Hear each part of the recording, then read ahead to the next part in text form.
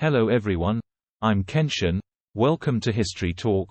Today's topic is the history of camera, which you think is a given. Today every smartphone, tablet, or laptop has a camera. And they can provide high-quality images and videos. But whether the camera is fully automatic or manual, the history of the camera began long before today's digital world boom. And today we are going to talk about this story that is taken for granted by the modern people. Before the program starts, could you please move your finger, subscribe the program and like and comment? This will help the program continue providing interesting contents. First, we need to know that the camera is originally a device that can capture static or moving images with the use of light. Due to the effect of light, everything surrounding seems to be presented in a certain way. Without it, we would not have color, highlight, shadow, or contrast. And the camera makes use of this through the combination of optics and mechanics, chemistry and electronics, to print the light on photosensitive materials. That being the case with today's digital cameras, the recording medium is an electronic photosensitive component. The different responses to different amounts of light make it possible to reproduce the scene in front of the camera. The camera obscura represents the first step in the recording of images. It's a darkroom or box, with a small hole on one side, also known as a pinhole camera or lens, which functions to allow light to pass through and project the image onto the opposite wall. The camera obscura was used around the mid-16th century as a way to indirectly observe eclipses or to study astronomical phenomena, serving as an aid to painting and entertainment. The camera obscura also represents one of the early attempts to understand and make use of the reflection and refraction properties of light. The camera obscura became a true camera in 1816 when Joseph Nicephore Niépce took the first picture with it. What he did was to find a way to record the image projected by the camera obscura, where he used a semi-solid oil called Judaic pitch, or Syrian pitch, and mixed it with tin. The result was a permanent image that could still be retained after the camera obscura was closed. He named the method heliography. The very first photo he created is no longer in existence today, but there is a photo taken in France in 1826, where the exposure was used for several days to capture the image, so landscape was the only possible subject.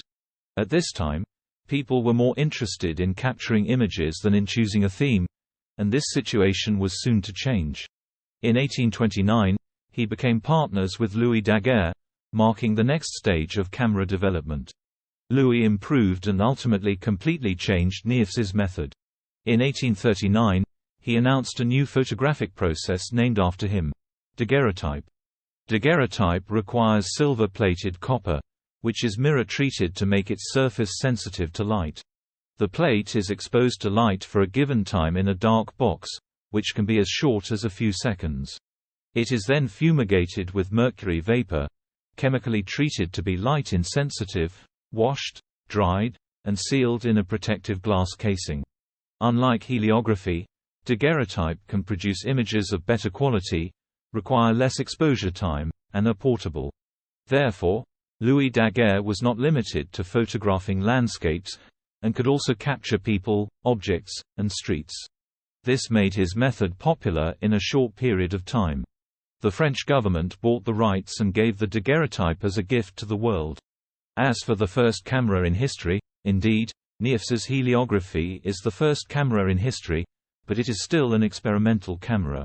Daguerre's daguerreotype was better, more practical, and more popular, but it was not for everyone.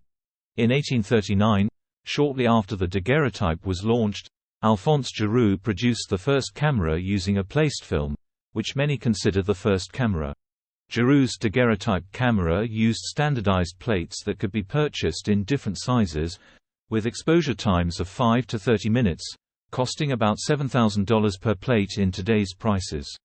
Also in 1839, Henry Fox Talbot introduced something called film, that did not use daguerreotype plates, but used writing paper soaked in salt and covered with silver nitrate.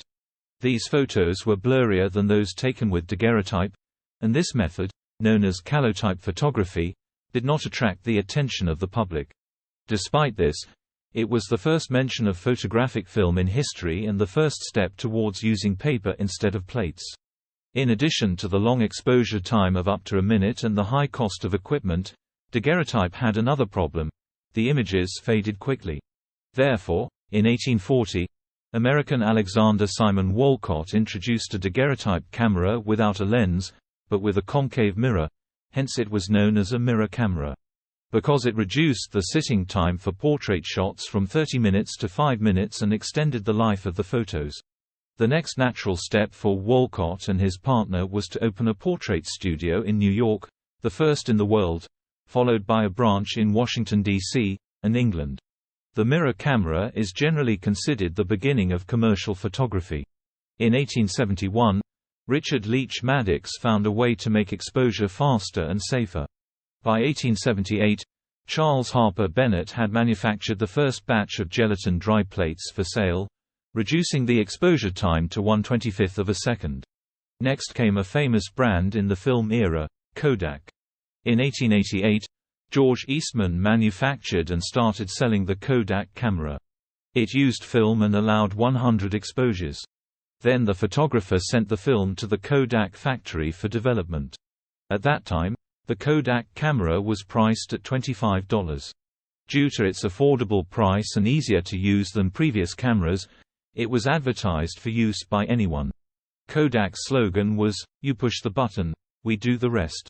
In 1900, Kodak introduced a new camera, the Kodak Brownie, which was simpler and cheaper than the first model, making it possible for everyone to document their memories.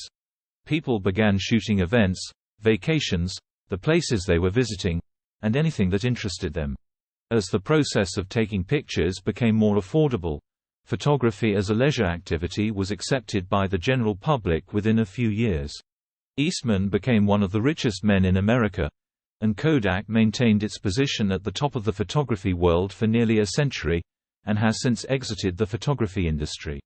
For many old-school photographers, the 35mm film is credited to German inventor and photographer Oskar Barnack, along with Leica. In 1913, the inventor was experimenting with 35mm film with the goal of it being used for photography as well. The 35mm film is a 35 by 24mm film roll housed in a protective dark box that can be exposed a certain number of times, commonly known as the origin of the 36-shot capability. Leica is a German company founded in 1869. They mainly manufacture cameras, optical lenses, binoculars, and rifle sights, but it was the commercial 35mm film camera that garnered them much acclaim. The Leica camera features interchangeable lenses, 50mm, 35mm, and 135mm. With a viewfinder on the camera, a rangefinder, and a shutter speed range from 1 second to 1/1000th of a second, the Leica camera provides choice, artistic freedom, and artistry.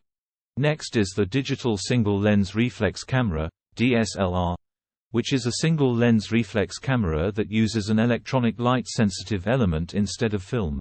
Early attempts at DSLRs include a 4 kg camera in 1975 with a resolution of 0.01 megapixels and an exposure time of 23 seconds, the Sony Mavica in 1981 equipped with a color stripe 2/3 format CCD sensor, 280K pixels and analog signal processing and recording, the Canon RC701 in 1986, equipped with a 2/3-inch format color CCD sensor and 380,000 pixels, and the Nikon E-series in 1995. However, the world's first all-digital professional digital single-lens reflex camera was the Nikon D1 launched in 1999. Summarizing 3 questions. When was the first camera invented? The first device capable of replicating and capturing images was invented by Joseph Nicephore Niépce in 1816 and was called a heliograph. In 1839, Louis Daguerre created the daguerreotype, which is closer to our current concept of a camera.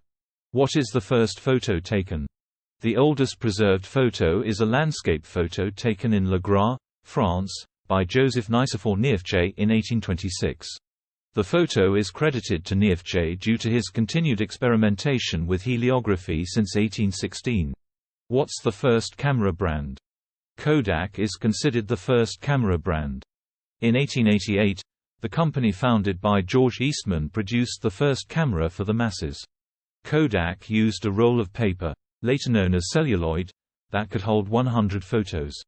After all the exposures were used, the entire camera was sent to the Kodak lab for D.